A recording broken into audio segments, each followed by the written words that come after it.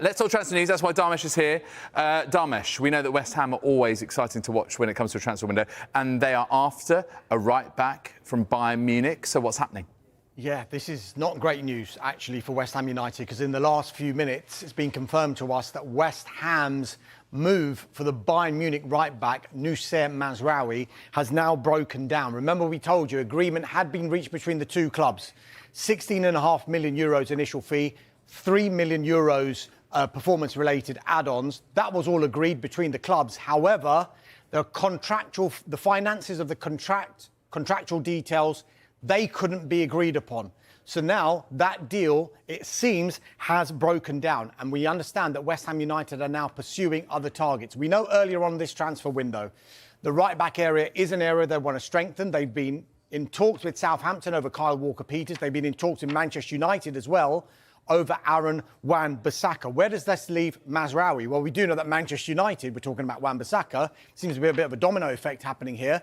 They were interested in Mazraoui, and we are told that talks are ongoing between Manchester United and Bayern Munich over this man, Noussair Mazraoui. So let's see where that develops to. However, I'm talking about this domino effect. We've always said that Manchester United are doing due diligence on various positions, but they need to create squad space and budgets to be able to pursue these deals.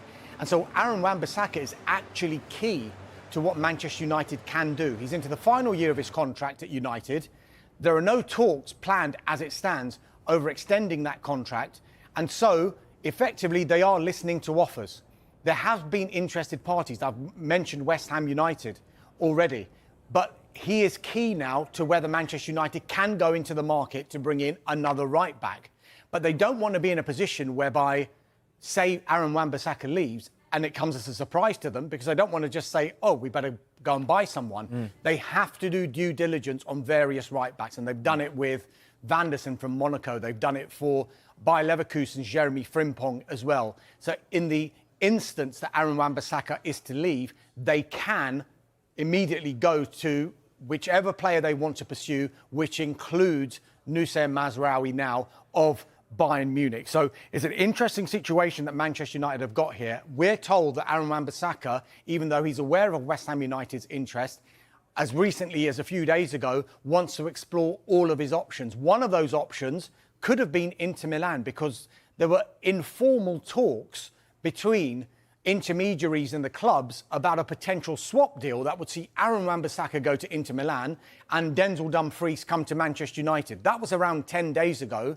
That hasn't been revisited since, but revisiting those talks, I'm told, has not been ruled out. But the big news in the past few minutes, it's been confirmed to us that West Ham's move for Bayern Munich's right-back, Noussair Mazraoui, has now broken down, and Manchester United are in talks with Bayern Munich over that very player. Yeah, and we talked about this yesterday, didn't we, Dharmesh, about how Manchester United, especially with Dan Ashworth now in post, more strategic, more in control of the transfer window, don't seem to be drawn into long old transfer sagas over one player, seem to have plan A, plan B, and thinking about things, more in a strategic way. And D, C and D, yeah.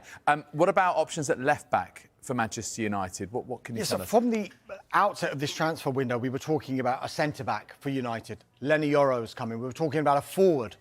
Joshua Zirkzee has come in. We were talking about the full-back positions, but that was providing a player left in that position. The left-back area is slightly different, because they are looking at players in that position only because of what happened last season. You had long-term injuries to Luke Shaw. He was in and out of that team because of injuries, but also Tyrell Malacia was out for the entire season. And he's actually not gone on the US tour because he's still recovering from what kept him out for the entire of last season. Hence why he's been kept back at the Carrington Training Complex, working with the medical team back in Manchester, just to get him right for the new season. So United, with all of that in mind, are looking at other options. Genk's Archie Brown is one, the former Derby County player. Feyenoord's David Hanko is another. Crystal Palace's Tyreek Mitchell is a player that they've looked at. Sergio Reguilon as well. And we do know that he was actually on loan at Manchester United for the first half of last season, but they had that clause where they could return him to Tottenham, which they ended up doing.